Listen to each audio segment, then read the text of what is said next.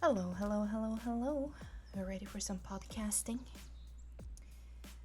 Welcome to In the Closet with. It's once again Pride Month, and this year I wanted to celebrate with my fellow creatives. Throughout June, this stream will be guested by a variety of people, where we talk about the queer experience.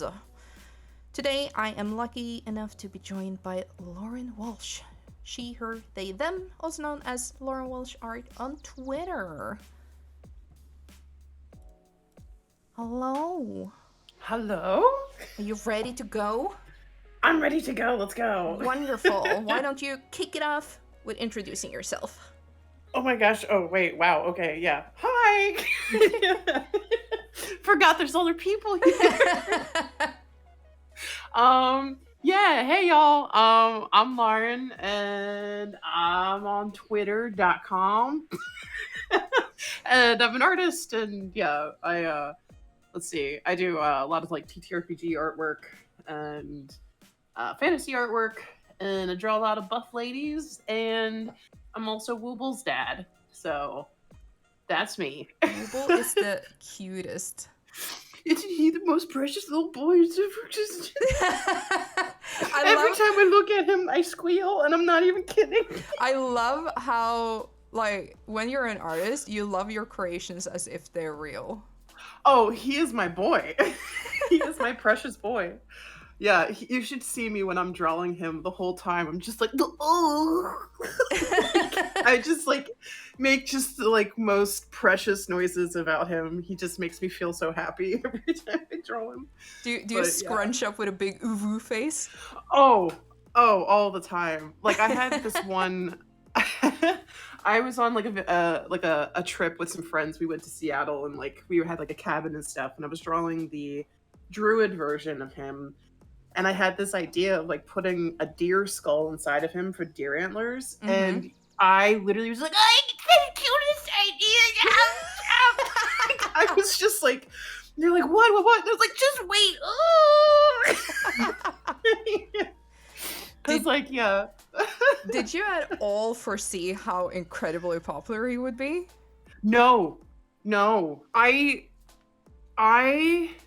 made him, I mean, like, I'm sure people saw this, but like when everything like Ukraine was happening, I was in a bad place, and I was so low, because like I've talked about this, but like I have family in Poland, and my great grandmother is from the Ukraine, and so like my family is very, very connected. Like I still have family there, and they actually took in some refugees, which that's great. But like I was just in such a bad place, and I just had this moment where I just snapped, and I'm like, I'm drawing a very cute thing, and then I posted him, and it was just like I felt like I had a leaf blower in my face with the amount of people that were like, he's so cute, and I was just like, oh my god. It was very intense. Like, yeah. I didn't expect it at all, and now there he is. Isn't it usually how it goes though? When you least expect it, social media just like wham. Oh yeah, it's always when you least expect it. Absolutely. Like you're like, really? That's the thing? Okay, you know. But at least with Wooble, I feel like he is like I don't know how to phrase this. He is like a version of me of like wanting to be like a very sweet and very like taking care of everybody kind of side of me. So like the fact that like that part of me is something that the internet and the TTRPG community has like latched onto and loved has also made me feel very loved. Oh yeah. In a very like kind of like I hope that's a positive thing, but like yeah, I don't know. It's always the most random things that you're like, I mean, I could go on a whole tirade about social media, but that's not why we're here. But yeah, I do that weekly on my stream, so you would be preaching to the choir. Yeah, I mean, truly, like, it's one. Side note, Lauren's hot tips for social media.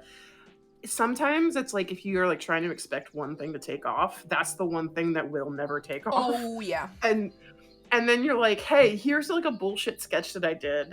What do you think? And then they're like, we love it. And you're like, oh, okay. Yeah, 100%, because it's so like these things happen usually more often than not very organically, and when you try to prepare for it, that's the opposite of organic, because you're trying to force something. And man, that I think that's like the big challenge with social media, is that what you personally want focus on is what usually tends to not get focus. Like there's so much, I feel like I'm screaming my followers deaf with like, please just like pay attention to this thing because it's actually quite important to me, and people are just like finger in air like and completely disinterested. And then I'm like, okay, just have this like, I don't know, fucking flower tattoo design, and people are like, oh, circle jerking. And I'm just like, what? Really? Really? Like, Yeah. Okay. Yeah. Absolutely. I mean, it's like, it's kind of one of those things where it's like, you kind of had to go with the flow sometimes. Yeah. Like, to be honest, I'm very, very lucky that the thing that took off for me was something that was 100% my creation. That is like, to me, I feel like that's a very rare thing, because like, you can very easily get locked in as the fan artist of this fandom, and then you become that fan artist for that fandom. But as soon as that fandom dies, trying to transition over to something else for people to continue to follow you is just like super, super hard. So 100%. It's you see kind of the same thing with Twitch, actually, when you see a person stream one game and that's all they stream, and then let's say it's an online game and it's the support is cut, like it's gonna be shut down. Like, sucks to be that streamer, because suddenly your content is gonna die. And you God forbid you're like a World of Warcraft streamer or something like that, and then like Blizzard does what Blizzard did, and your entire platform has just been deplatformed by the people making the game, and you're like, cool, thanks, Bobby Kotick, I hope you die. Woofa. We're not condoning violence on Twitch, by the way. No. Yeah. No. But you're still a piece of shit. Oh yeah, no, I think we can all agree on that. He is not a likable dude. Yeah, no. I think we can all agree, fuck Bobby Kotick. Yeah, I don't think that is like a hot take.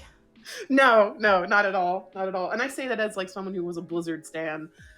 Like, yeah, nah, dude. You ruined Blizzard. Oof, yeah. Anyway.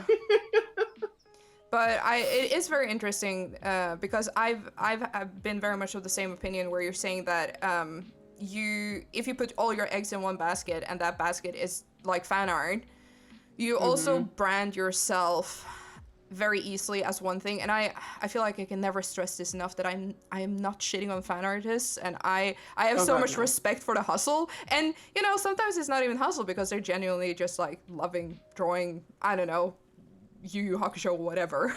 But that's very specific. It was, for some reason, the first thing I thought of instead of like, you know, something incredibly relevant. Anyway, to date my age. But what I've noticed is that the following, and I'm generalizing, but the following that one tends to get from being a fan artist is that they are expecting that and nothing else. So God forbid you like, here's my OC, or here's not Yu Yu Hakusho or something, and they're like, boo, that's not what we hear, and everything tanks, and you're suddenly like spiraling into, oh, do I suck?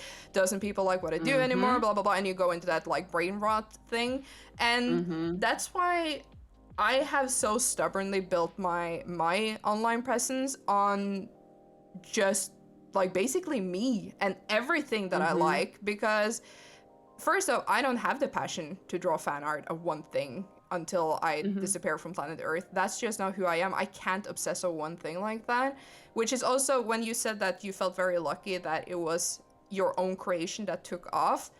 I relate to that so heavily because whenever, like, the few times I've had fan art pieces go viral, I'm like, please, please, please, please, please, no, this is not the following I want, because Yeah. they're now gonna, like, for example, last year I did a King Shark piece and it took the fuck off. It was my most popular piece ever. And I was like, Yeah. please don't think just because my name is Jaws that that's all the shit I draw, because it really is not. Yeah. Yeah. It's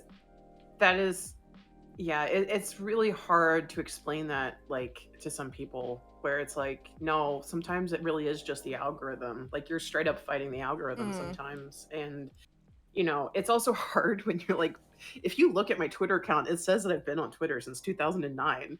Like, it's taken me a decade plus to get where I am now. So, and like, no one wants to hear that. like no one wants to hear that, like, hey, that thing that you want is gonna probably not be something you can have for another decade. Like, that's the last thing anyone wants to hear. Yeah, absolutely. um Or that it and may never happen.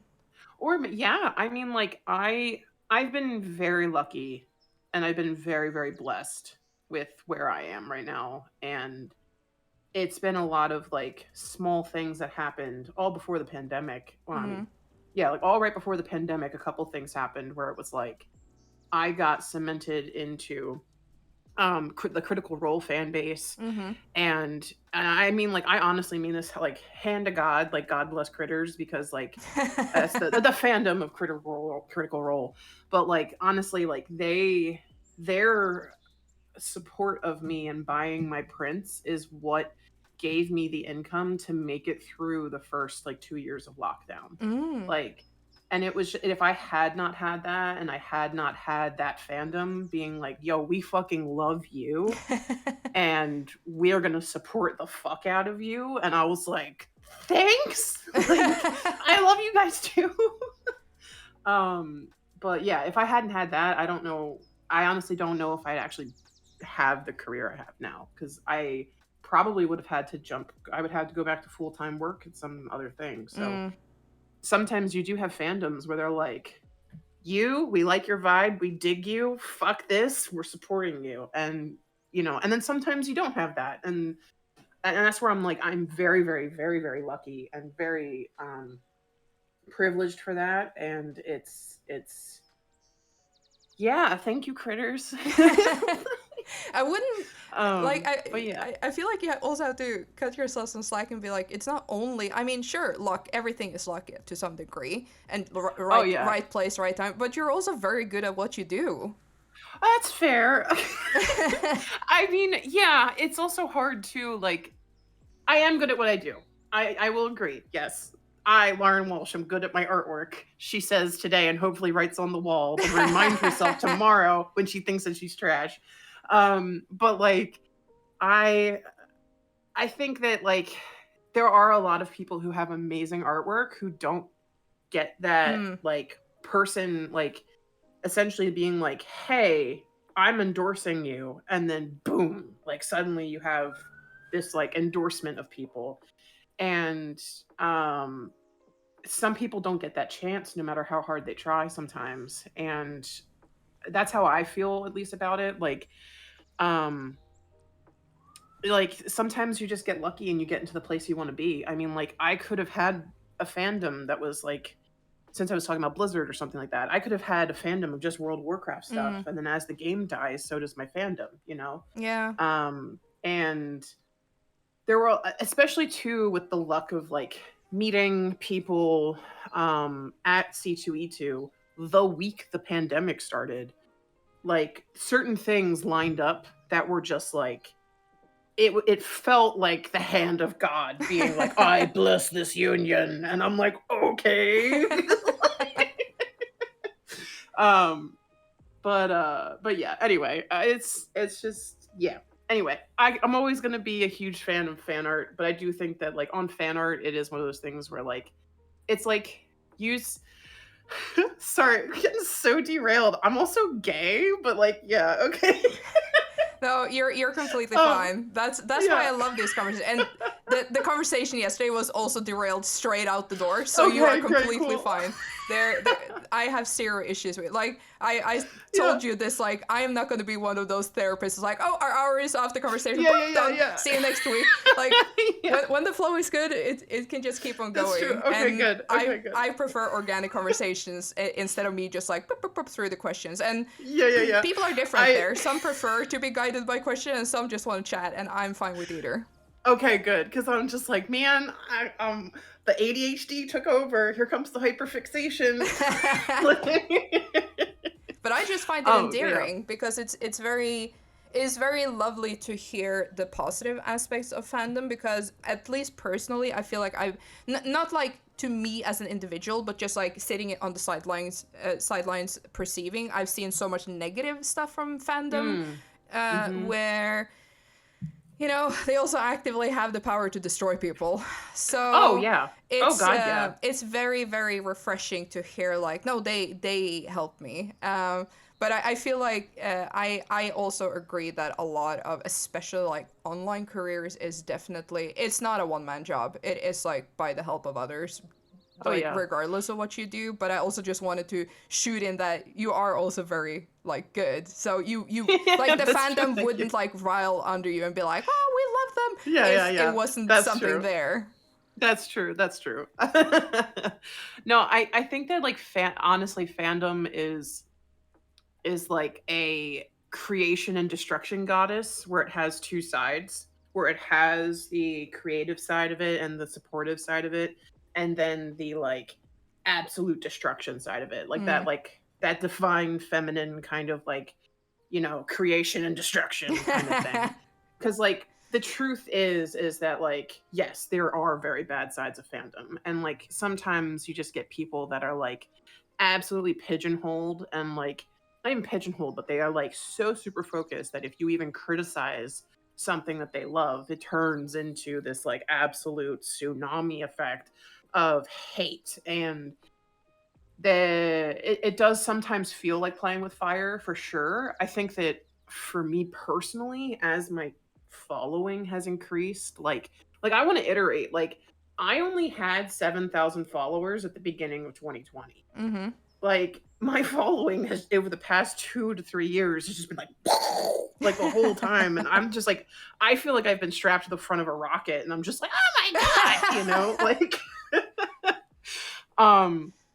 but like there is negative sides to stuff. And like, I do feel that as my following has increased, there has been less, how do I say this? Less, people don't realize I'm human sometimes. Oh yeah. After you become like a certain number, and that number is different for everyone, you're just a number and not a person.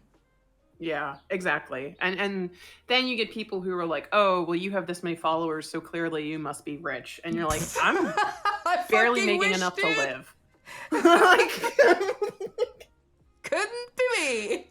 I mean, you can go look at, I ranted, what was that, yesterday, 2 days ago? I just popped off on Twitter and I was like, you know what? We're talking about freelance motherfuckers. Let's go. Strap in. Like, and then I feel like everyone was like, yeah, pay me more. And I'm like, yeah, everyone gets more money.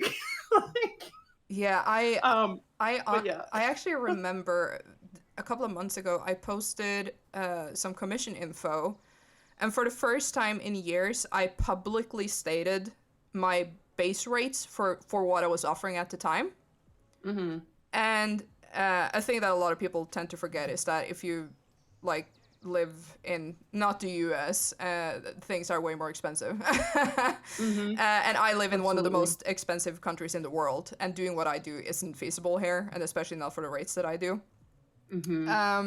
So I was like, I need to up my prices if I at least want to pay my bills. So I just posted some drawings, some info, and I had like what I consider like successful mutuals like quote retweeted, and they were like, this is how you rate your art. And I was like, oh, thank you for validating me over here in my little show.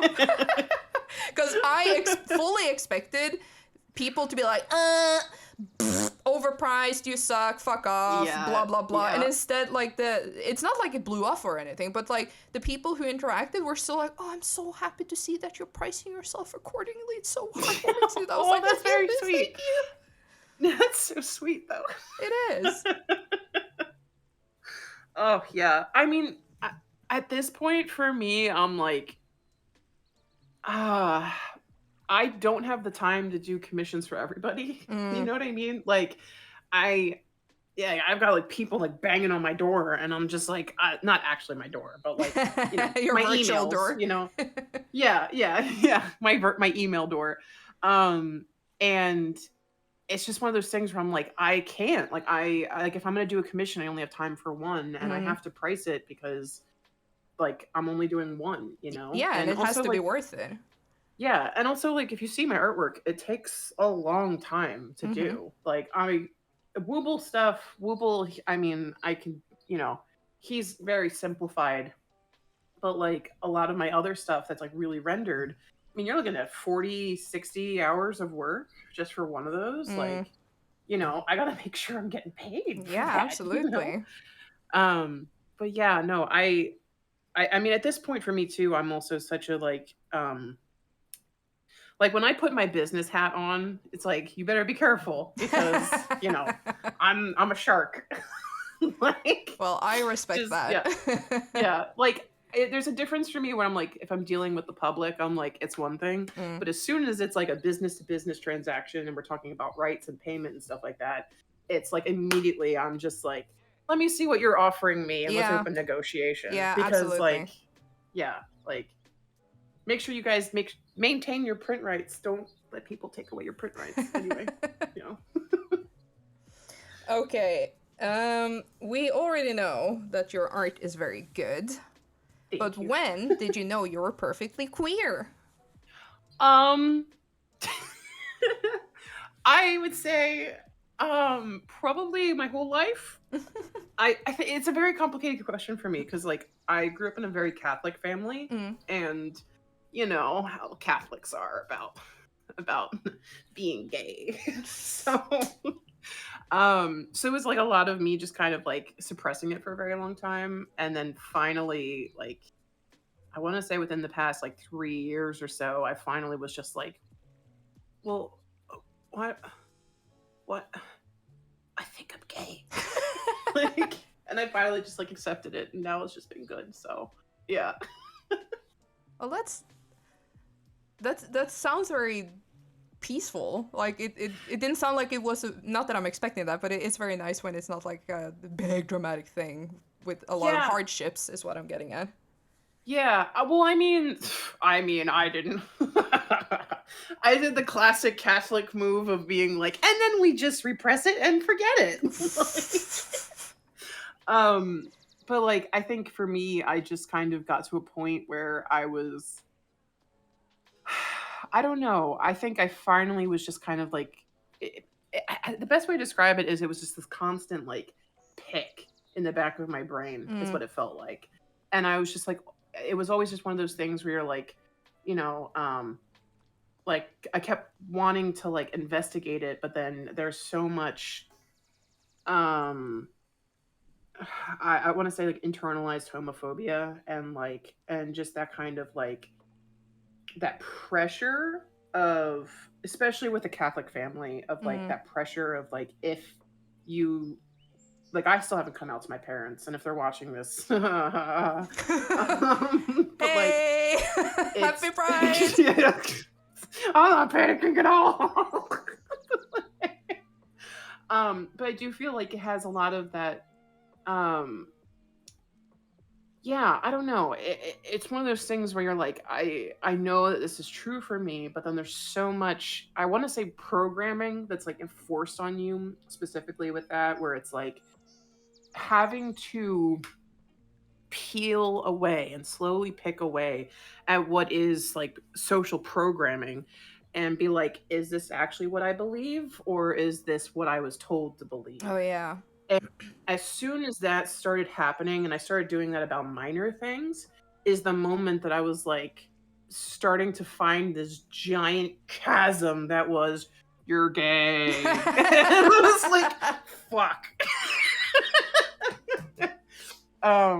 But yeah. You can't see this, but I'm blushing as all hell right now. But it is really bizarre, at least for, well, probably for more or less everyone, but at least, like, I hate to use the word older generation, but let's face it, we're not Zoomers, or at least I'm not. Yeah, no. How much internalized homophobia and misogyny there is in us. And I can at least only speak for myself, and you also mentioned it, so it sounds like it took both of us some time to even realize and then address it, because it took me a long time to understand that no, those are indeed not my core values. They have been instilled upon me by other people who have very outdated views and norms. And how much that also change how you, like, it's duh in hindsight, but it really does change how you perceive not only the world but yourself. Oh, absolutely. I mean, I don't know about you, but for me in particular, the moment I finally accepted it was the moment that I went, oh shit. And I started thinking about all these past memories that I had. And I went, so that's what that was. So that's what that was. Fuck. So that's what that was, you know? And it's just like this constant thing. Like, I mean, for me, like, I've always kind of like, I remember I was working at Starbucks. So I worked at Starbucks for a good like 5 or 6 years, and I was having a conversation with someone who was trans that had just been hired, and she was in the middle of like her actual transition, and and I had just lost a lot of weight, and we were kind of talking, and then I realized like I shared a lot of my own like identity about gender with her, and was just like, yeah, like it's all just bullshit, and it's just, you know, like that was a moment that I didn't realize I was actually vocalizing, you know, that I identified as like non-binary to a degree, you know. And or she's about or she, as in me, is about to find out that she was actually trans this whole time, and dear god, I don't even want to open that can of worms yet because holy shit, like that's a whole thing. But like, yeah, just figuring that out. And I don't know about you, but I've always been drawn towards queer spaces. And you know, I should have known in college when I was taking queer theory for fun that it was pretty gay. um like, you know, just yeah, I don't know, it's just been a lot of that, a lot of like, I've always been there, I've just been on the cusp, but I was just too afraid to like finally step into it because it came with a huge weight of like, if I do this, it's going to make my entire family situation way more complicated. And that can have such a huge weight on you to actually like admit that to yourself. And like, especially when religion's involved, like fuck, dude. Like, it's just hard. Yeah, absolutely, because we come to this so differently. Like, I myself am not religious, and even like without that extra aspect, there's there can be challenges of presenting yourself to people, just because some people you honestly don't know if they will still be in your life afterwards. And depending on who they are to you, you're not always willing to take that loss. Even if it means living a false life, like even if it means not giving them all of you, which, you know, that's not necessarily something you do to a lot of people anyway, but if it is people you've had along for the ride for a long time, and then suddenly it dawns on you that this person is gonna view me differently now, and maybe even dislike me, and am I willing to experience that? And I can say personally that I have those situations in my life that I'm just gonna avoid them, at least for now, because it's easier to mask than to face that head on. Yeah. And I yeah, it's such a hard thing too, because it's like I also want to make sure that I'm being true to myself at the same time, right? Like there is that kind of like that hard in between of how much do I want to pretend to, like, how much do I want to keep putting on a pair of pants that no longer fit me, Yeah. and a pair of pants that no longer like how, yeah, being straight is just pants, y'all. um but like, how much of that do I want to like keep putting on these clothes that don't fit me or that no longer represent me to fulfill someone else's needs? And I think a lot of that came from therapy, of being like, no, like, I want to present myself as I am, but there's so much to unpack. I mean, we were talking briefly before about like just body dysmorphia and Mm, stuff, and like, um and being afraid of people seeing you and like judging you and stuff like that. Like, um I mean, not that I'm not like I'm not like some grotesque troll just like, hello, I'm making artwork. Like, like, I am fine looking, but I gained a lot of weight during the pandemic, and like um the fear of people seeing me is just like, that's a hard thing for me to process. And like, I'm still going through that of like, hey, I want to present myself as I want to be presented. mm, And like, and that same thing comes to queerness for me of, I I think at this point I'm at like, it's a make or break thing. Like, if you don't accept it, then all right, cool, thanks, bye.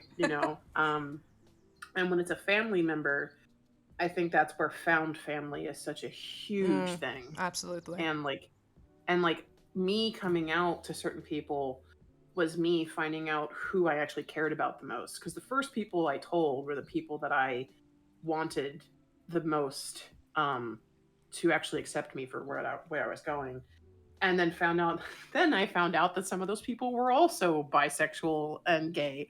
And I was like, wait a minute, motherfucker, what the hell?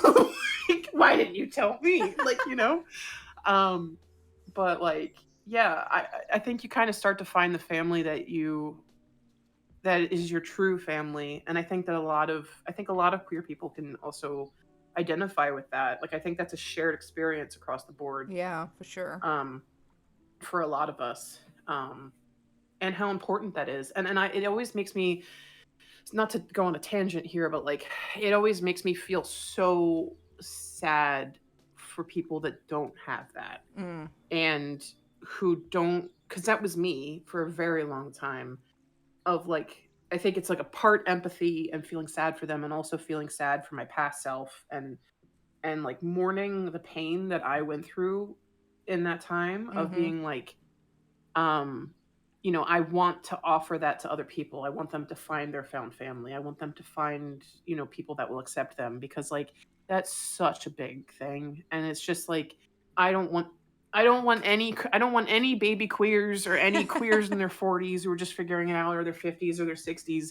Like, I want them to have those people around them, because I think that it's such an important thing to finally accept in yourself, despite the fact that people are going to like call you names, and despite the fact that people are going to think that you're going to hell for what you are.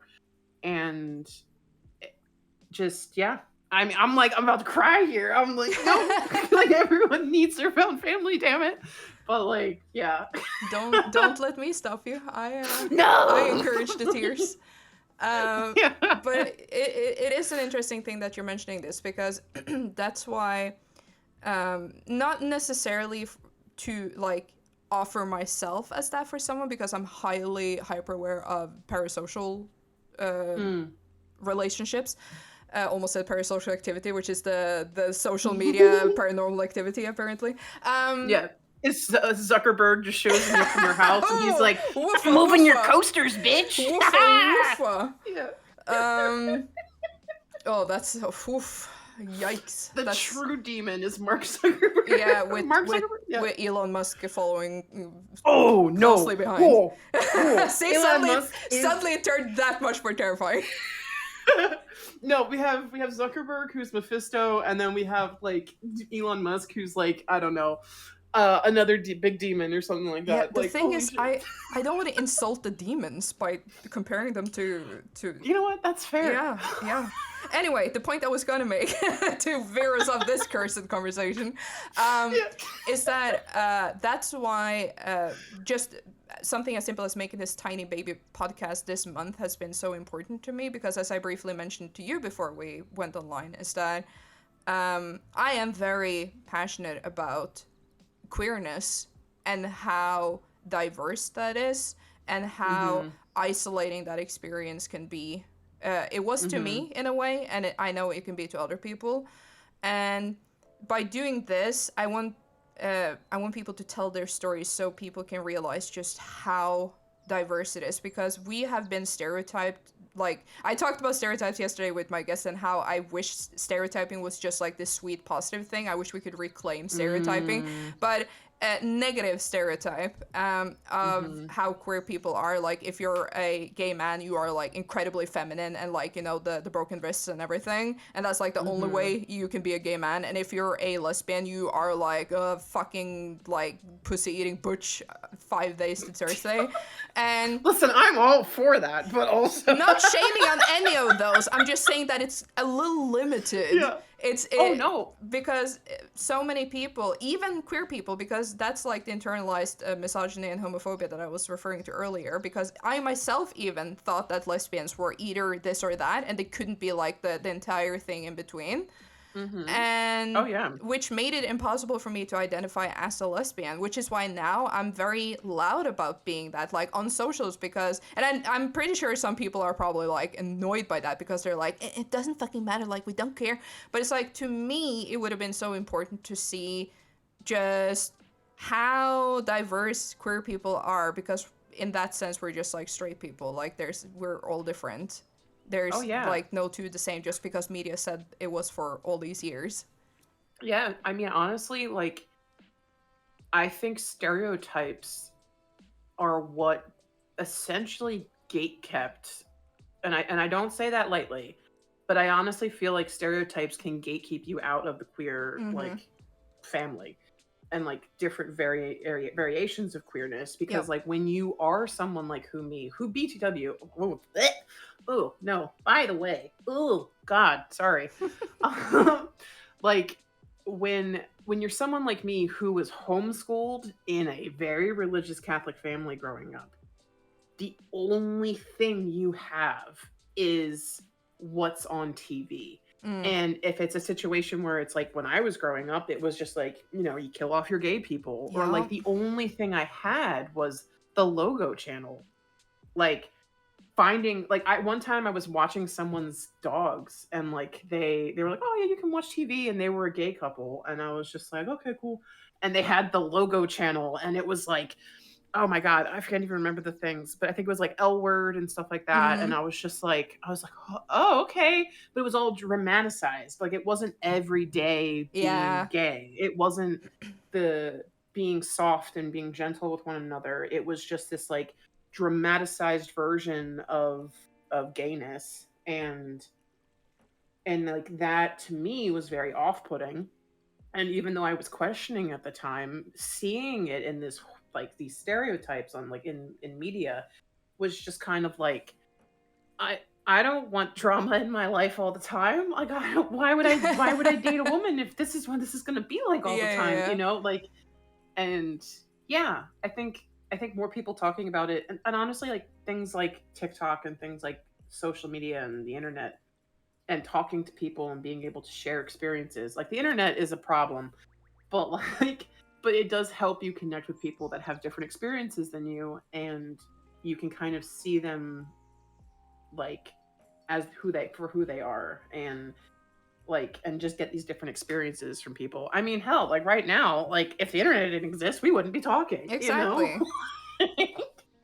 But yeah, yeah, stereotypes suck. I don't like I think they're, and don't even get me started about stereotypes and being bisexual, because Yeah. Funnily that's a enough, whole other. that's like a running thread through this entire show so far, because I even mentioned it yesterday and I mentioned it before that I made an effort to do my best to invite like a lot of diverse people, not only in backgrounds but also in like sexual preferences, because I was like, I'm not gonna have only lesbians on here because that's gonna be like an echo chamber. So, and because I very well know how bi and pan people are treated online, and I despise that, I wanted to get like a bunch of bi and or pan people on to talk about their experience, because I think it is important to highlight that, yeah, you're just as queer as the rest of us, and we all get there differently. And I just really dislike that such a big part of the queer community try to shun that aspect of the queer community, because you're just like stuck between a rock and a hard place between the queer and the straights, essentially, and it's so It's like its own orientation. Like it's like its own situation where you're like, hi, I'm in between, and both sides are like, fuck you, and you're like, all right. Yeah, and it shouldn't be that way. It's just, it's so stupid. But then again, I know I'm also incredibly naive, because I literally live by the just be nice, just don't be a ding dong, and we'll get along. But I also realize that people's perception of being a ding dong is very different. Yeah. Because, and this is so interesting because this is a tangent, but I like when people tell me these kind of things, I'm like, oh yeah, fuck, you're right, and that like shakes my entire worldview when like we talk about, let's say, something like getting vaccinated. And we don't like need to go deeper, I'm just using it as an example, but getting vaccinated, and then we think that the people who are anti-vaxxing are like, you know, their own kind of special something, and they think the exact same thing about us. Like, we think they're culty and creepy, and they think we are culty and creepy because we are so willing to follow the quote-unquote rules. And I can see that perspective, and I kind of hate that I can't see it, but also I still get vaccinated. That it opens up my understanding to just how different we view things, and that is not me sitting here like, I personally would probably not be able to have a conversation with an anti-vaxxer and be like, I see your point, because I would just be like, just please. But I'm just saying that I do get it. Like, I do get it, even though I don't personally agree. Yeah, I mean, well, you're also like, it's the same thing with a lot of politics in the US right now, where it's like it's like you can't have a conversation with someone where certain points have already been quote unquote answered in their heads, and they won't even address those questions. You know what I mean? Like, like to them, they're like, no, this is the way it is. And like, and to be honest, this is also what I've faced with queerness in Catholicism, in that kind of like, you know, it's Adam and Eve, not Adam and Steve. You know, oh my like God, that always gets me, even though it's so dumb. I also want to punch myself in the face because I said that when I was like 13. You know what I mean? Like, because and the side note with this too, with the whole cultiness of those kinds of things, is very often if you're a child that's growing up in that, or your parents are anti-vax, or they're one thing or another, like, you kind of just accept what they're saying as truth because they're your parents. Yeah. And they should know what they're doing. And that was a lot of stuff for me too, with like accepting this, of just being like, no, like gay people are evil. Oh, like they're not, but obviously. But I do hate myself, so. No. But like finally addressing that and like finally getting across that took so much deprogramming and answering basic questions that had already been answered for me at certain points. And, you know, when you come to somebody who is like so deeply entrenched, bro, you have to ask the question of what is the definition of the word "the" in some of these situations. And you can't even get them to answer that correctly, you know, like, so not even correctly, but to just at least address the question. Yeah. And to not think about specific things of like, I think, so this actually kind of ties in with racism a little bit, I think.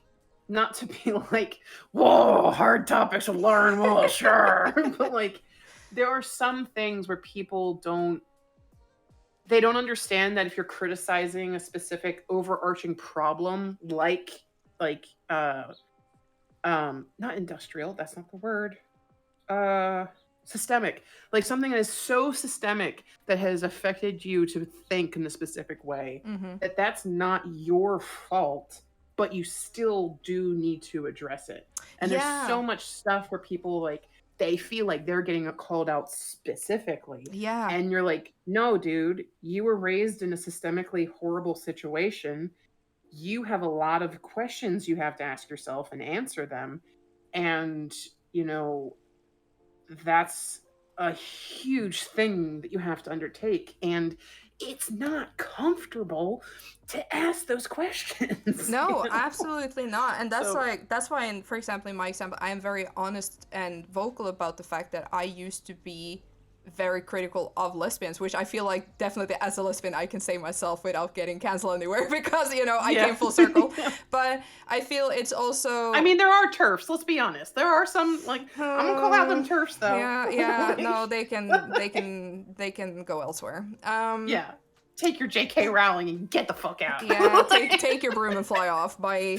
Um, but I am honest about like the journey that I had to take to address these ideas that had been uh, put upon me throughout my life about what it means being a lesbian. mhm. Because it made me very hateful and it made me uncomfortable. And then by addressing it, I was like, was it fun? No. But it's also not something I did in the fucking public room with 30 people listening to me having an essay. Like, I did it in my own head, and Yeah, you don't yeah, have to publicly journal that thing, you know? You can just do no, that personally. And then when you have gained the beauty of hindsight, you can talk about it and be like, yeah, I did that, and mm, I am owning up to that, and I'm also sharing it to mhm, show that it is very normal, uh, and it, you know, it broadens your horizon if you're willing to put in the work. And it's the same with racism, it's the same with misogyny, it's the same with anything that anything, is yeah. devaluing other human beings for just being who they are. If you just I take would snap to that. Fuck yeah, clip that moment. Yeah. if you just take a second to like to ask yourself, like, is this actually something I believe, or is this just a core quote unquote value that I have brought with me from the people who raised me with this? hmm Do I actually still stand for this at age XYZ, or do I think this can be inspected a little bit? I mean, I think asking the question, "Is this programming or is this me?" is a huge, huge thing. Mm, Like, is this what I was told to believe, or is this what I actually believe? yeah. Is a very terrifying question to answer. Like you know, especially if you've been in those kind of like you know really nasty areas. Like, yeah, it's.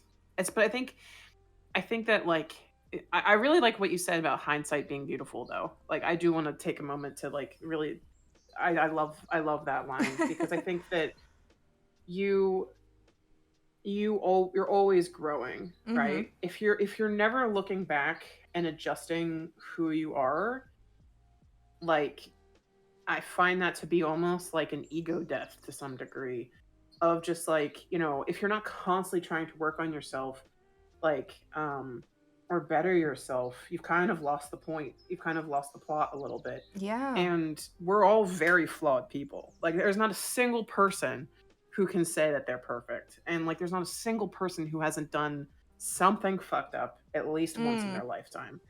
And you know, especially if peer pressure is involved or something like that, like you like there's a lot of growth that has to happen. No one's born perfect out of the womb, you know? Not even Jesus. I don't even care about it. You know, like he wasn't out here just like, look at me, I'm Jesus, you know? Like I guess maybe he was, but like But I don't know where I'm going with that analogy at all. I was just like, Jesus is in the brain. Wow. but I do think you're touching upon something that I have like I'm struggling phrasing this because it's not a pet peeve, but I do find it challenging because the the idea that we should strive so hard to be perfect, I find that troubling because why why be perfect when you can just be human? Because your entire journey should be, or should, who the fuck am I to like care to say what it should be? But at least to me, to my personal life, it's all about growing and expanding and learning, and especially on that human level. Like, to me, I'm not a very like book smart person, but I'm very interested in people, and I'm interested in human nature and how we function and how we're put together. And Same. I like, it's not a goal for me to be perfect, because that's also never going to happen, because I sincerely believe, that's my personal core belief, there's no such thing as perfect. Because we all agree and disagree on so many things. So if you're perfect to someone, you're incredibly unperfect to someone else. Yeah. But I think my one thing that I wish we were all better at, and something that I worked really hard on, is that even with people like Mr. Musk, I just try to say, yeah, he's not an ideal person, instead of going straight to, I don't condone violence on Twitch, but he can burn in hell and he's horrible and I fucking hate. Like, I really try to limit my output of emotions and just be like, yeah, he's not my favorite kind of guy. Because I wish we would kind of mellow out a little bit and even the field a tiny little bit in meetings with other people. And that is not to say that I ever want to meet Mr. Musk and have prolonged conversation. I can live my life perfectly, never having to deal with him, just to make that perfectly crystal clear. But Yeah. it's more that there's so much anger and lack of willingness to see one another, and that's what I miss in today's society, is the itty bitty little bit of patience. And I feel that there's a lot of hypocritic nature going on when we, the quote-unquote queer, quote-unquote liberals, whatever you want to call us, like the woke open people, whatever, like the stupid terminology you want to apply to us, I'm so woke I haven't slept in 7 years. Fucking Clockwork Orange up in here, eyes peeled open.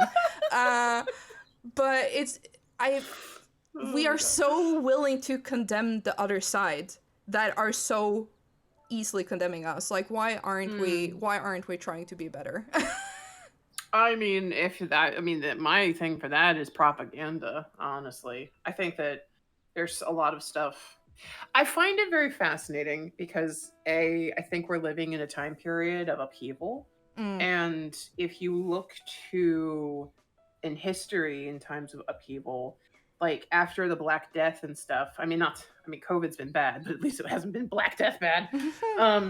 But like, you know, there was a period of time, and this is probably not like the most positive thing to put out there, but like there was a period of time of absolute upheaval, and like the aftermath of that led to essentially growing pains for humanity. And I think sometimes it's hard to, as humans, to think of things in that big of a scope at times, because like I think that a lot of what we're fighting for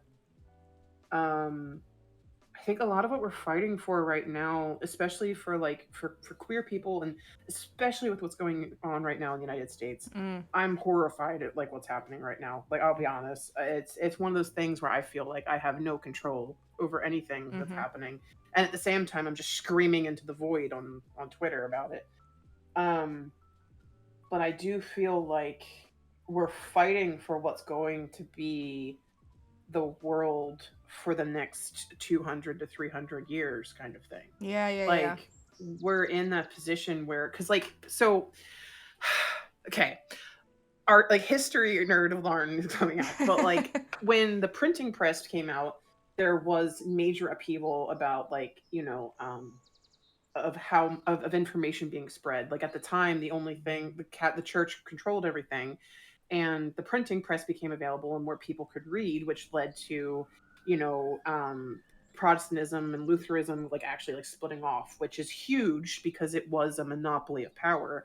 And I do feel like right now the internet is essentially that next step in information sharing, and we're essentially in that right now of there's gonna be wacky, really off the wall people who finally get to speak their they get to share their information Yeah. to everybody and anybody that will listen. And we're kind of in this like yeah, growing pains of humanity, because I feel like, not to be all like esoteric about this, but like in my mind humanity itself is just this like organism that just continues to live on over eons of time, and whatever we're evolving towards is this kind of information thing. Mm-hmm. Like when you look at history and how much we've grown, like yeah, sorry, I have a hard time verbalizing this, but just like I feel like this is a next step in information sharing, and to me humanity is just about information sharing in some ways. I'm having a hard time verbalizing it, but yeah. I think Anyway, you're doing we're in a fine. time of upheaval. I, for what is worth, me, ESL, I understand you Yeah. perfectly. I like, to Okay. me, you're absolutely making sense. It's just, once again, like me over here, Captain Not Book Smart, I can't really contribute to history because I know fuck all over. Yeah. 'Cause I just don't want to be like the queer femme Joe Rogan over here who's oh saying, my god, no, trust. stuff is happening. Holy shit, no. There's actually been a couple of times where I've gone off of one of my tangents in these podcasts, and I was just like, oh my god, am I Joe Rogan right now? No one's Joe. Oh my god. Talk about a cancer. Anyway. Anyway, let's reel it back in with the next question. Yeah. Maybe We went we'll from be being done by like- tomorrow if we just keep trucking along. I like how we went like, so how'd you figure out you're gay? And then an hour later, so that's why humanity is all about intelligence and sharing information. Am I Joe Rogan? Are you Joe Rogan? Is any of us? Are we Joe Rogan? Existential crisis. Okay. Honestly, I feel like you should title this podcast Lauren Walsh Art. ADHD happened. Sorry about 3 hours later. Yeah. Two people with a lot of opinions met. Yeah, like this is like, honestly, this is insight into my Twitter. Like, you're like, Lauren, like you're saying all this shit, and I'm like, the ADHD is going wild. Let's go. Okay, let me throw the next question at you. What was your first crush / fascination that challenged the expectations of society? I mean, as with all bisexuals, it was The Mummy. Okay, so I read you answering this earlier today, of course, and Yeah. full disclosure, have not watched that movie. Yeah, I know. You end this stream right now and you go. Boop, I'll fly.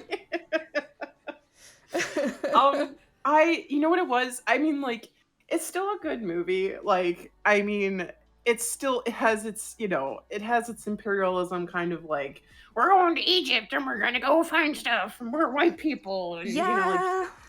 but like, it's also, I don't know. I find it's also kind of that like adventure movie kind of thing. Two beautiful people in the desert trying to stop an ancient evil from taking over the world kind of thing. And yeah, I don't know. I think for me, I was just like, I don't know if anyone. Sorry, I'm like totally blushing right now. I don't know if anybody else had a gay awakening when they kept rewatching The Mummy 2, and they kept rewatching Evie versus Anck-su-namun, and like watching that fight scene over and over and over. And then you're just like, why am I so into this fight scene? I can't answer for that, but I know for sure, no. just seeing like a lot of bi/fan people on socials talking about the first Mummy, like the one, like the recent, not the Universal horror one from the 30s with Boris Karloff, but the more recent one. But I know a lot of people had that as their awakening. Yeah, I mean, Rachel Weisz for me was like, I mean, she still is just absolutely gorgeous. I don't know if anyone's seen The Favorite, but like that was also a really good movie. She's so beautiful. She is very, very beautiful. Like, oh yeah, and I was just like, just everybody in that movie was just like sheer panic for me. Like, it was just like I was into everybody. I was even into like, the quirky brother who's like, look at me, I'm making jokes, and you're just like, why do I like you too? God damn it.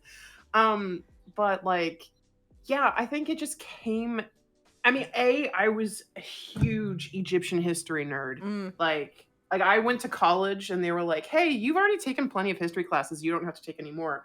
And I was like, "Nah, I'm taking all the ancient Egyptian courses." And I actually went to Egypt because of it. And I was Oh. just like, yeah, that was God, what a trip. But like um my professor actually could like he was obviously an Egyptologist and he could read hieroglyphs, and so we would like be on tours and like different temples and stuff, Oh. and he would like pull us off to the side. He's like, I don't listen to that guy. He's like, look over here on the wall. They talk about how the pharaoh had a stomach ache, so they sacrificed something to help his stomach ache. And I'm like, what the fuck? This is amazing. Um, but yeah, anyway, but the Mummy, it just came at a time in my life where like I was obsessed with ancient Egypt, and then I was like, I'm watching this movie because like, wow, ancient Egypt's so cool, and then, oh no, oh no, everyone, oh god, like So anyway, sorry, you can tell how flustered I am about about the Mummy. I have to Um, ask you though, since you're very much into the Mummy, do you have any strong feelings this or that way for the Prince of Egypt? The Prince of Egypt is the greatest movie of all time. Oh, thank you, thank you. Only correct answer. Oh my god! Like, are you kidding me? That soundtrack went Ooh, so ooh, hard, and the ooh. artwork. Oh my Oh, god! yeah. It's Like the there was golden era. oh my god, there was a tweet about choosing between the Prince of Egypt and Atlantis. There is no choice between those two Yeah, movies. sorry, Like, Disney fans, but ugh, no, there really isn't. ugh, And I just I super realized that, of course, like in 2022, we can address the fact that all these people were voiced by white people and blah blah blah blah blah. yeah, Like yeah. it would not happen today, but I just have to take a little moment to admire Ray Fiennes as Ramses and the singing during that musical act because Oh yeah, no, the music in that is absolutely wild. I mean, like, obviously none of the music to show how much of a history nerd I am, I actually like found this podcast that like um it's called the Fall of Civilizations podcast, not to hmm like say someone else's podcast during a podcast, but like Oh, they by all actually means. has they actually found music from, I think it was from Sumeria, I think, hmm and it was on clay tablets, and they actually made instruments and stuff and actually played the music, Oh and it sounds wow. nothing like what we think ancient Egyptian music sounds like it's a lot of like little like bells and like chimes and Oh. stuff. But either way though, like I think what we understand Egyptian music now is based off of some, I want to say it was like a German opera composer Oh. that is who does, if I remember this is like, I'm pulling this from like way deep in my brain. I think that's where it came from. So even like the music that we like kind of associate, like like the opening of Yu-Gi-Oh, like like that kind of sound, like it's not really Yeah, like I what it feel like was, but that's something that's become like more and more painfully evidently clear, especially the last couple of years. yeah. Just how much of our worldview is shaped by white guys. Oh yeah. So it's basically like everything's a lie. Yeah. They were like, one guy was like, "This sounds cool. This is Egyptian." And you're like, "Is Yeah, it?" yeah, yeah. You're just like, you sure though? Yeah, yeah. Yeah. I'm white and I'm a man, so I'm one hundo. Yeah. Okay. No, but Prince of Egypt, dude. Oh my god. Jesus. And the artwork. The Ugh. artwork. The I mean, and that's the other thing. Just the visuals alone in that movie were just like, they Stunning. went so hard. And like, oh my god, absolutely gorgeous. Like Yeah. absolutely gorgeous. Yeah, that But yeah. movie 100% shaped me artistically. Like looking back now as an adult, I'm like, yeah, that's where it started. Like that's where my Mm, stylization started. mm, yeah. I could see that. I could totally see that. Yeah. Um, who else made me gay? I mean, I don't know. who doesn't? There's so much snack out there. That's also true. Yeah, Halle Berry and Catwoman did things for me. I don't know. Once again have not watched that movie. I remember that Don't. It's being. not worth your Yeah, I time. was gonna. First off, I'm not a superhero nut. Like that does not do it for me. I'm like the Yeah. 1% who's like the MCU can go somewhere else. Um, Oh, don't even get me started. no, about the we MCU. don't because I don't want to sit here and shit on it. But because I know a No. lot of people like it, but it's just not for me. I will be very politically correct and say it's not for me. Yeah. But yeah, it was kind of the same with Catwoman. I was like, oh, she looks great. The movie does not look like it'll do it for me, so I'll just stay the fuck away. Yeah, it's not. There's one thing there's nothing I hate more in this world than like a female superhero or female presenting superhero fighting another female presenting villain, and you're like, bro, we can't fight men. Like you can't clock a dude in the face. Like Catwoman, let's Kick go. him in the nuts. Yeah, come on. Like Jesus. Like But yeah, I would say yeah, that was definitely a big thing for me. Yeah. Was the mummy, but not to be a stereotypical bisexual, but I mean, that is one of them good stereotypes, I would say. yeah. I mean, listen, if we're all in agreement, I think it kind of fits. Yeah. I get the sense that the bison pants are pretty yeah in agreement there. yeah. I feel like we've already touched upon a lot of this, but I'll ask it anyway, and that's what's the most positive impact being queer has had on you? Well, I think if I remember the answer I had given, it was just like the ease of them, like the mental ease of finally not fighting it anymore. Mm-hmm. That's definitely been the major positive for me, is to just kind of like accept a side of me that like that I've fought for so long. And there's a sense of joy in that, of finally being able to like recognize what those emotions are, and to recognize what those feelings are, and you know, maybe not have moments where someone was definitely hitting on you for a specific amount of time and then realized years later that they were actually trying to date you and that you didn't know, and like, you know, that kind of stuff. Would you I think I have asked other guests this, but I'll ask you as well. Would you say that you coming to terms with your own identity has also shaped your art? Oh. Ooh, that's a good question. I would say, kind of. Honestly, I think my art knew before I did. Oh yeah, I super get what you mean there. Yeah. Like like one of my like main core like goals when I like first said, "Hey, I'm going to do this as my career," was I wanted to see more women, or not even more women, but like just more, I guess, marginalized. I'd say no, because at the time I was definitely just like, I want more women in these things, and now it's more marginalized genders. Yeah. But at the time, I wanted to see more women in fantasy that weren't just like in chainmail bikinis fighting, like, you know, like I wanted to see powerful women. Yeah. I wanted to see like, which she didn't know that's what she was into later, but that's the point. But like I wanted to see more of that, and I wanted to see more women of different body types, and I wanted to see like, you know, just like women that could absolutely destroy your day, and at the same time have some sort of femininity about them. And because I wasn't seeing that. You don't see that from a bunch of like, you know, white dudes painting fantasy. They're going to constantly be showing like, you know, tits and ass. Yeah, pretty much. And like, and not even that, or like, I think you can tell who is, I think you can tell based off of like how a female character is positioned in a piece on who is actually drawing that thing. Oh yeah. And yeah, that was really kind of like my whole thing. So like I really think that my art knew before I did, and my artistic side knew before I did.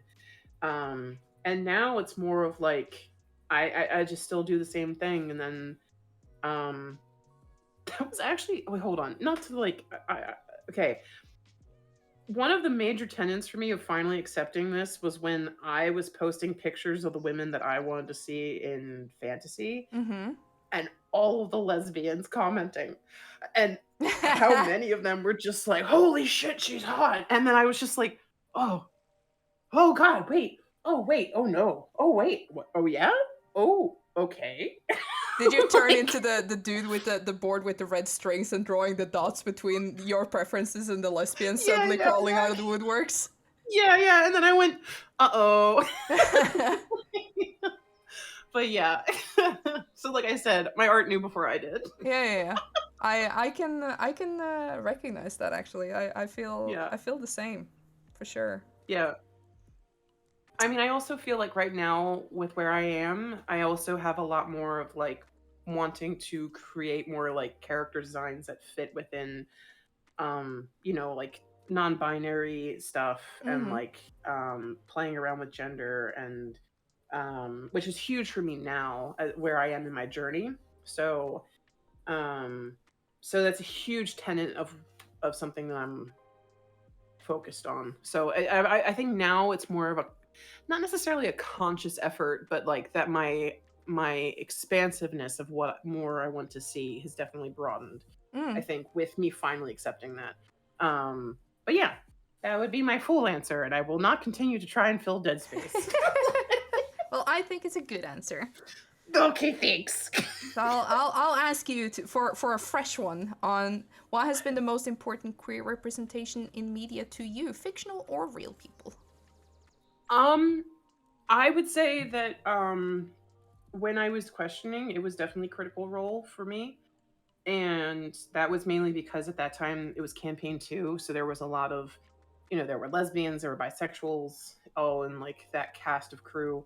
And I think for me it was that kind of that idea of like the stereotype thing Mm-hmm. of like seeing these people play these characters, but they felt normal and they felt like I knew these characters, like they could have been friends to me. I mean, not in a parasocial way, Yeah, but yeah, yeah. like I could get to know these characters. I could have not to be I could have a beer with that character, No, but like it makes just sense. Like I absolutely yeah. understand where you're coming from. Like you feel like if you met this person, you could hit it off.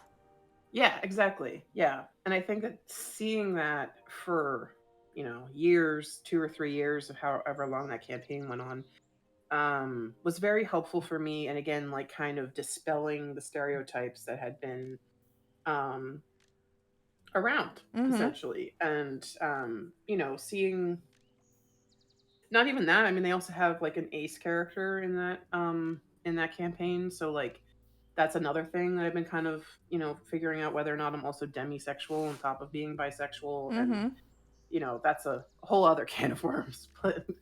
Um but yeah, no, it would definitely be them, and then um yeah, Did you I have mean I do love a RuPaul's character Drag that Race, but who you doesn't? really felt bonded with in season 2 of Critical Role? um Honestly, it was kind of both Yasha and Bo at the same time. Like I can super episode see 1, where you're coming from. yeah, episode 1, I shipped the fuck out of them. I was like, these two bitches need to kiss. Like I was just like, yes, let's go. And I think that those two characters kind of embody two different sides of me where like um for those listening, like I'm from Philadelphia, I could be aggressive sometimes. If you haven't been able to tell from this entire interview of me having my moments of being both gentle and also like, let's go, motherfucker, like, and I think that Bo kind of encapsulated that side of me of that kind of like raw, and then Yasha was definitely way more like a little bit more unsure and gentle kind of thing, Mm-hmm. despite the fact of being a boss ass bitch. And I think like the two of them combined was kind of like, oh, like I'm a kind of an amalgamation of both of these. And yeah, just yeah, I think it was just both of them. What Yeah. can I say? I love them both. They were my favorite characters from that campaign Oh, for sure. yeah, I uh, absolutely. I was always so enamored by the route that they took Yasha because I definitely was guilty of profiling her first. I was like, oh, she's just gonna be like another schmuck barbarian with like Mm, zero IQ, kind of big sexy mm-hmm. dumb energy. And then she turned out to be like so soft and so compassionate and tender and insecure, and I was like, oh no, she's Yeah. so incredibly likable. Yeah. I think with her in particular, her whole story resonated with me. Mm. Like her whole art, Basha's Basha. Sorry. The ship Uh, name now. yeah.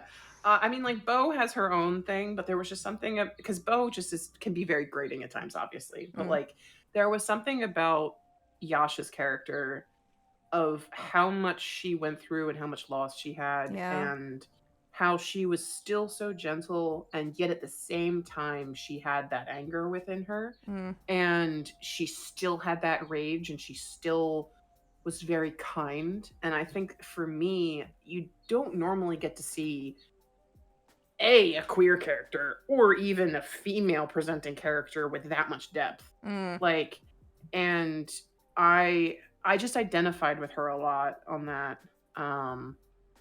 Because, like, for all my positivity, there's rage in this. There's rage in me. Okay. And not only that, we're both tall. Like, I'm 6'1" or 183 like centimeters, and um like just seeing this like big ass bitch just being very sweet and kind, was like, yeah, I'm a big teddy bear too, okay? Like, I'll maul you, but I can also hug you. you know Yeah. I would say Sasha is Sasha. Hello? Where are we going with these names? Basha, Sasha? Are we just expanding the cast here? My brain is melting. Yeah. To to get to experience Yasha has been like very endearing. I have to say I really, her and Bo truly were my favorites. Like, even if they hadn't ended up together, just like as separate individual characters as well, I really enjoyed their journeys, because what I really liked about Bo was the fact that she started as a hard ass, like a tough shell to crack, and then she became incredibly vulnerable. And I wouldn't use the word soft necessarily, because I don't think she ever got fully soft, but she just became very complex, because she Yeah. too also started kind of, I don't necessarily want to apply the word tropey, but she did start as like, I definitely profiled her as well as like this tomboy, tough ass, whatever, like typical that kind of character. But then she became very, very interesting to me eventually, and she ended up my personal all-time favorite, like in Oh yeah, that I campaign. agree. Yeah. I think that like, yeah, her journey was really cool to see. I think that like, I think it depends like where you are in your own journey on things. It's like, Mm. are you the hard ass who's transitioning into like more of a like knowing when to be a hard ass and when to not be kind of thing, or are you somebody who's gone through a lot of shit and like you're still trying to find the good in people, but also like hold on, like how do you process your rage kind of thing? Yeah. And I think like they both kind of fit a good, like, for different people, you know what I mean? Mm. And to be honest, I think one thing that I liked about Bo, because I can definitely be a people pleaser at times, was that even though she was grating, I liked that she would tell someone to fuck off. You know what I mean? Where I was like, yeah, I'm gonna channel that energy today. I'm gonna be like, no, sir, you're a dick. And then it doesn't happen. I said it in my head.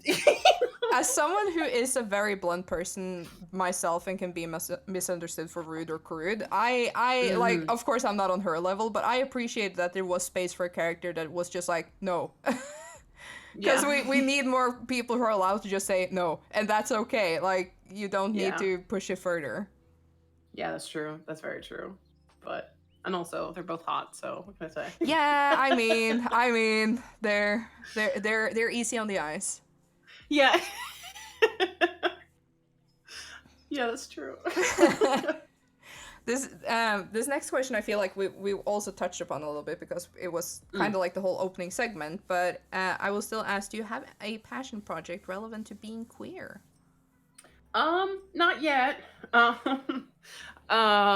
Just kind of just doing my thing. And, like, drawing what I want to see. But right now I think like uh we'll see how the next month goes and stuff, but like um depending on how conventions do in August, and um possibly some merch announcements that might be coming up. Mm-hmm. But we'll see how we go there, and then I might be able to have some actual like time and some space to actually work on stuff. Because like, tell you what, y'all, it's not easy being a freelance artist and Nope. trying to do a personal project on top of client work. So, but yeah, hopefully I will be able to do a little bit more. To be honest, I feel like in some ways I'm still trying to figure out what I want to say, because there is, I think one thing I wanted to say earlier but I forgot to say was like that there is sort of this pressure of like if I'm queer enough for some things. And like I also don't even know what I would want to say with my queerness yet. I think a lot of it is just kind of like doing what I want to see, and see where it goes from there, really. Yeah, that's super valid. And of course, I can't speak for like all queer people. I can only speak for myself. But I will say that despite you being taller than me, I will take you under my arm and bite at people's ankles if they try to say that you're not queer enough or anything. Because you can be 1% queer and you're queer. Like there's no limit. There's no data limit per month on how queer you are. Like I will. I'm sorry, you've ran out of your queer minutes. This month. Sorry. We will lower the speed now. Sorry. Yeah. So, again, I know I'm one person. I can't speak on like behalf of an entire community, but I will at least vocally stand up for people who feel like they are quote unquote in like a gray area, because it isn't a race. You know, we're all in this walk together, and no one is winning and no one is losing. And if you are queer this way and I'm queer that way and Tom over there is queer in another way, we're all queer. Like, it doesn't matter. And that's a hill I will die on. There's not a lot of hills I will climb up to die on, but that I will die on. Well, you know what? Actually, that kind of brings up something in my mind here about I mean, I know like you've kind of like had, based off of like what we've been saying in this interview, like you've been talking about like how your realization was a little bit more recent. And like I know that personally for me, I've kind of ran into that whole kind of like having a second puberty almost of of essentially being like, how do you process like it's like when you're like 34 and you're finally being like, oh, I can finally date a woman, but then you're like, I feel like I'm 16 trying to have someone out, and it's just a very like but yeah, like did you find that same experience at all with that? Yeah, for sure. Not to flip. Now give me the reactive image with the paper. I'm asking the questions now. Okay, hands over. No, but it is a perfect way to put that for me. Like, it really does feel like the teenage years all over again, because you're awkward and it's all about finding yourself and who are you really. And I think what makes it a much more, I can only again speak for myself because I know we all get there differently and some do not have the experience that I do. But to me, despite a lot of like personal stuff that I will never feel like sharing publicly probably, but it was once again in hindsight a very beautiful journey, because I had the maturity of someone in their 30s. Like I was 30 that's such a good point. when I realized that I was lesbian, and that was a very horrific thing to understand, because at the time I was even in a straight relationship, and I was like, fuck, my entire life is actually gonna crumble now. And it's kind of the same as we mentioned, like, are you in that position where you can actually out yourself and not lose everything? And the only thing I will say is that I basically lost everything, and that's just like that's the natural process of it for some of us. But I had the maturity of someone in their 30s, and I also had a more developed character who's much more closer to like who I am today than who I was as a teenager, and I could harness the good things from it and bring that with me on. And then we went into like a 2-year shutdown where I sat isolated for 2 years brewing on my identity, and that was walk and fall and get back up again. But I will say that despite all my insecurities and my self-dislike and how incredibly overly critical I am of myself, it did like poop out a better person in the other end, where Yeah. I at least discovered some of my preferences, like in a partner, like the partner I have today, I wouldn't have had 3 years ago because I wasn't ready to understand even what I preferred back then. Yeah. And stuff like this. So yeah, it really is like a second puberty in a way, but with adult eyes for at least me. Yeah. I mean, I think you do bring up a good point about maturity because I think there's I don't know how many people listening are under 30, but for me, as soon as I turned 30, I was like, I've learned everything from my 20s, and now I know exactly what I want in people. I have my boundaries that I like to maintain, and anyone that tries to fuck with that can get the fuck out of my life. Like, that Yeah. was my attitude going into my 30s, where I was like, nah, fuck y'all. But like, I mean, yeah, I think it's an interesting experience of going through it later in life.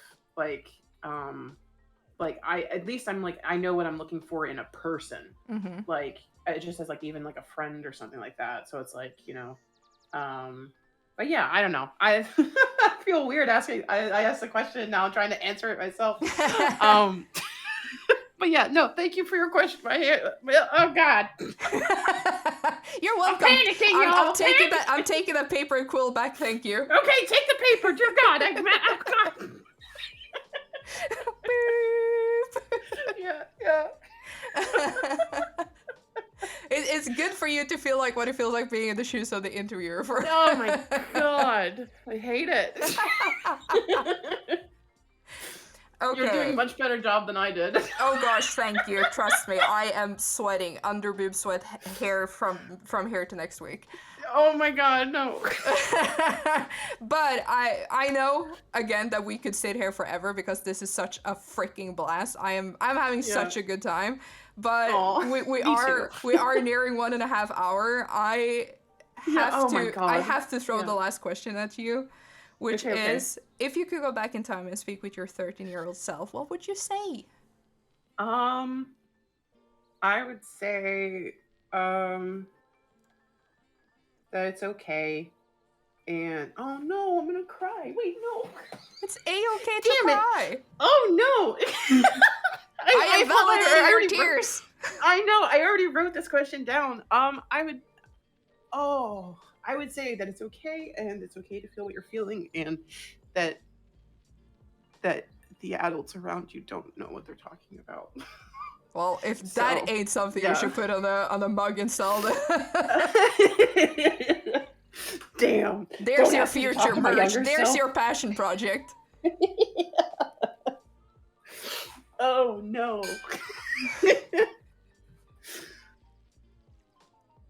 But that is a very sweet thing to say though, and I do think that really does touch on an important thing, that when you are young and you don't have that maturity of being like in your 30s or older, and the adults around you is everything. Like they are your everything, and I don't necessarily mean that in a positive way because they're your entire worldview. It is Yeah, absolutely. impossible to see beyond the horizon created by those adults and see that there will be sunrise again. I know that sounds like incredibly hokey, but it is very, very hard to see the sun beyond the clouds when the clouds are all the adults around you as a teenager. Oh yeah. I mean, I would even say that even as a teenager, like hell, honestly, until you're 25, I feel like you're experiencing everything for the first time. Oh yeah, I I would think argue until you're 30 at least. yeah. Like you're experiencing, like you're experiencing the basic stuff, right? Like, basic first heartache, basic first love, like Yeah. all that kind of stuff. But then you also experience your first burnout, your first major disappointment, your first absolute failure at a project, your first Mm. death of a dream, your first death of like a major family member. You're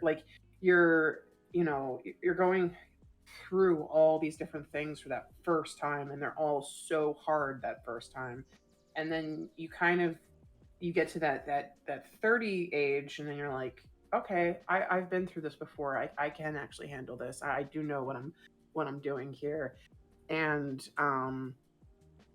I think that like for where I am in my age now, not to be like 34, it's a decrepit old millennial woman, Well, but like, to be fair, that's how the Zoomers paint us. Yeah. One foot in the grave. Yeah. Like, oh, you a Zoomer? I'm going to steal your TikToks. You know? I'm over here on TikTok all the time anyway, whatever. But like, yeah, I think that like you go through all those things for the first time and then you get to your 30s and then you go through them. And I think as you get older, it's important to recognize that some people are going through that for the first time and to not have impatience for people and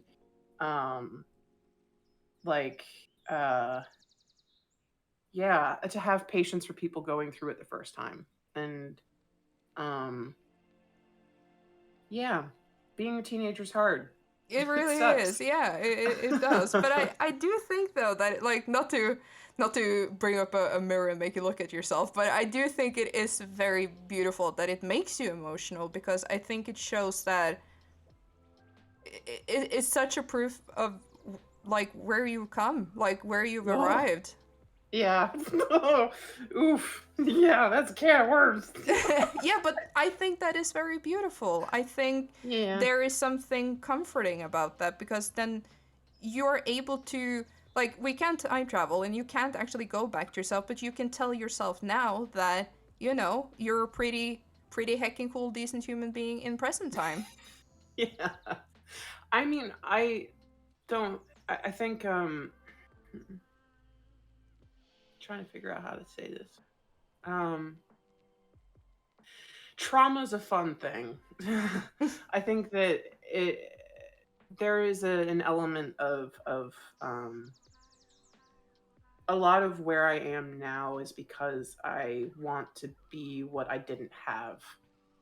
And a lot, and this kind of comes even with my own online personality, not that it's not me, but it is me, is that sometimes like there are times where I'm essentially like I want to be something for somebody that I couldn't have. And I think that a lot of that is also support of like the child self and like the teenage self, and like there is a lot of processing. I mean, for those who have done therapy, there's a lot of like processing those emotions of that teenage self in your 30s and like having to address them and almost reparent. I mean, if you've been through, you know, abuse and narcissistic abuse and stuff like that, you know how much you have to reparent yourself, and you have to essentially like ask. I mean, we've been talking about this whole time about asking those questions of whether or not it's programming versus what you actually think, and asking your 13-year-old self, hey, what do you think, can be, it's almost like someone coming out of the darkness. You're alone in your room and someone comes into your room and just taps you on the shoulder and says, hey, what do you want to say? And that's that's a very hard thing to ask. Damn, okay. I didn't mean to be in therapy today. I mean, these kind of interviews are kind of therapeutic though, and that's why I told you before, and I tell all my guests that there are no topics that are off the tables as long as they're presented with like respect, because I have no issue with people going deep. That's not difficult for me, and I really like saying I enjoy it is necessarily not the right words, because it's not like I don't want people to be sad or face difficulties or whatever, but I think it is very healthy. And if I can provide that space for someone 1.5 hours on my insignificant Twitch channel, I will gladly do that 10 times over. Well, also, how often do you actually get to hear people having those conversations, you know, and especially too, I think with people that can be perceived as being like, oh, you're an artist who works for blah, blah, blah. And then you're like, bro, I'm traumatized as fuck. Like, you know what I mean? No. And you're like, hey, like. It's so true. No, you're so right. And I think that's why I just said fuck it, and I reach out to the people that I did, because again, I don't see the number, I see the person, because I like, even though my platform is super tiny, I know that even people with big numbers, they are still people, and I think that's such an important thing to remember. And it's the person that I want to chat with, not their Twitter fame. That's true. Yeah. Yeah, that's very true. But it's And it's also, I think, important to share those things because, you know, um, destigmatizing those feelings, I think, Mm, is a big part of it. Especially, especially with that type of abuse. It's to say that to someone who might hear that and then might be like, wait a minute, that kind of applies to me, is one of those first moments to be like, yeah, now like what do you think? And hey, now's this is your sign to start thinking about those questions and to start to save yourself essentially.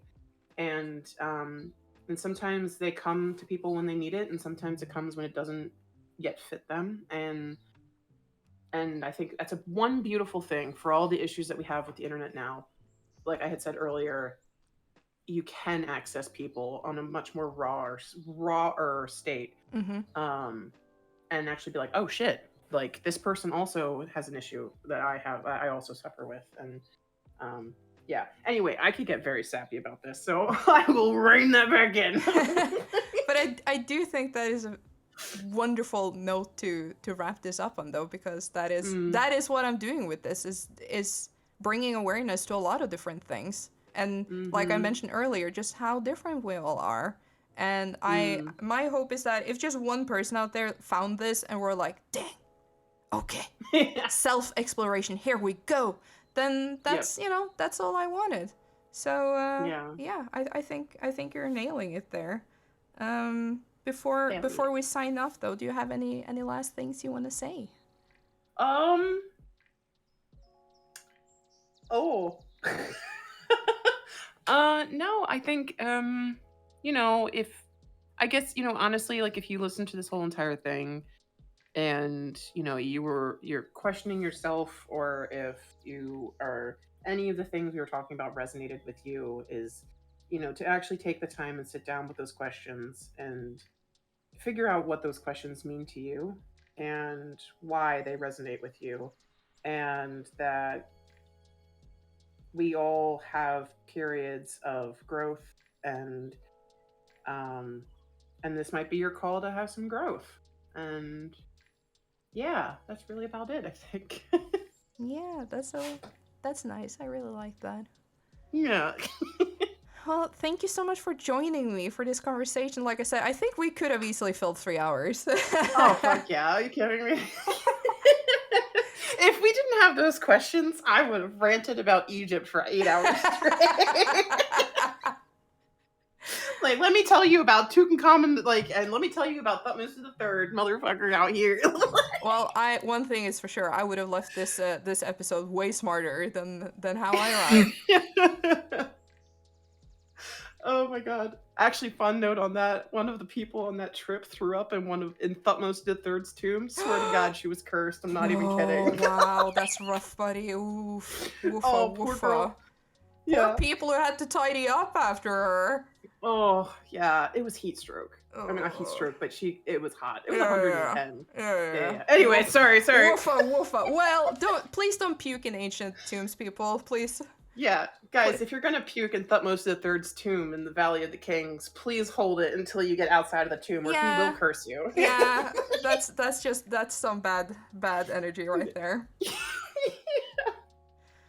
Well, happy Pride, Yeah. and Happy Pride.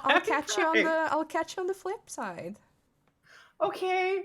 Bye. Okay, bye. Alrighty, folks. As always, take care of yourself, love one another. Happy Pride, and I'll see you guys around. Bye.